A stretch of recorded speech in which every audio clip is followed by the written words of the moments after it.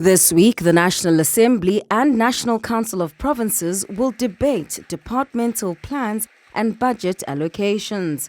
Various ministers will be outlining how their respective spheres intend to spend public funds, some of which the DA now says it intends to vote against. But the ANC caucus is not bothered. As we did with the fiscal framework, there's no way that a withdrawal of the vote or a vote against by the Democratic Alliance will in any way result in the budgets of higher education and training as well as human settlement not being passed.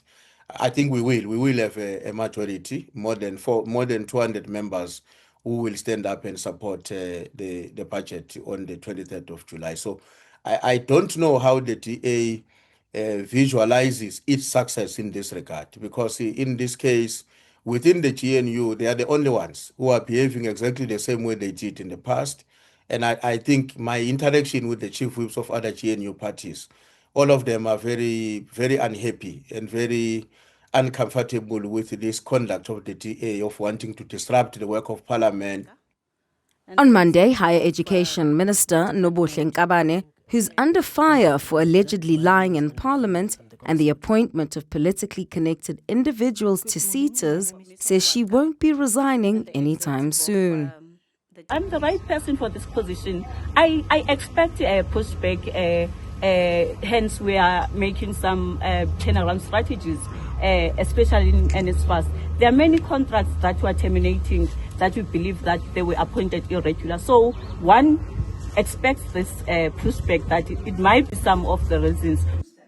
As a part of the series of actions the DA has in its arsenal, it has threatened to bring a motion of no confidence against President Cyril Ramaphosa.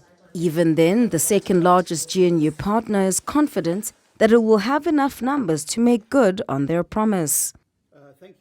And if Cyril makes himself indistinguishable from Paul Mashatile and the corrupt RET faction, we will also indicate to them that we have the numbers to bring down the president. And we will use those numbers. We came very, very close to doing so. A motion of no confidence was actually in the frame. And a motion of no confidence would bring the president down and it would bring the government down. And we know what the consequence of that would be, but we will not be treated in the way that the president chooses to treat us, with hypocrisy and with double standards. On Monday, the ANC's National Working Committee discussed the DA's conduct and what steps should be taken next.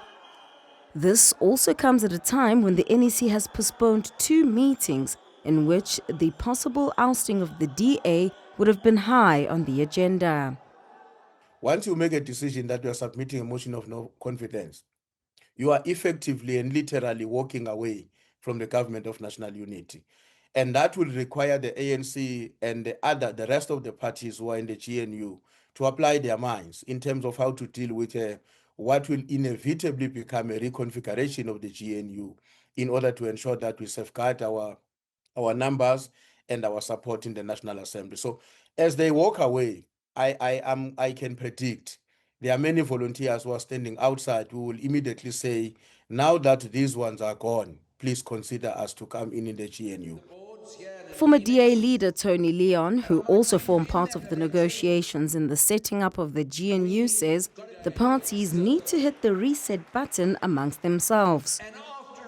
Before there's a national dialogue, which Cyril Ramaphosa and the ANC have punted as the panacea for our problems, there should actually be an internal dialogue within the government of national unity as to whether they're on the same page or indeed they are irreconcilables and they must each go their own way.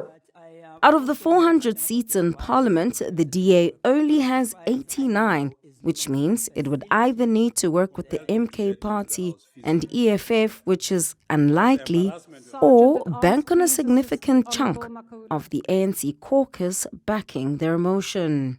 For Newzroom Afrika on Channel 405, I'm Ziyanda Ngcobo in Johannesburg.